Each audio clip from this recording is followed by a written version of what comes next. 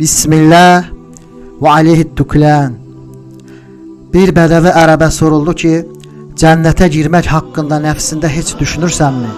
Dedi ki, vallahi mən heç bir zaman onun bağçalarında yürüyəcəyimi, su hovuzlarından içəcəyimi, ağaclarının altında oturacağımı, meyvələrindən yeyəcəyimi, kölgələrində kölgələnəcəyimi, su qablarından qurtum-qurtum içəcəyimi, otaqlarında və saraylarında hurilərindən həzz alacağımı şübhə etmədim. Soruşdular ki, bu təqdim etdiyin bir həsənət səbəbi ilədir, yoxsa öncədən işlədiyin salih bir əməl səbəbi ilə? Dedi ki, hansı həsənət Allah Teala'ya iman etməyimdən və Allah Təbarək və Teala'dan başqa ibadət olunanları inkar etməyimdən daha şərəfli və daha əzəmətli ola bilər? Dedilər ki, günahlardan qorxmursanmı?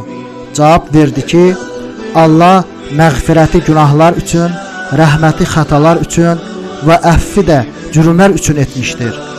Allah onu sevənləri cəhənnəm atəşində yaxmaqdan daha kərəmdir, səxavətlidir.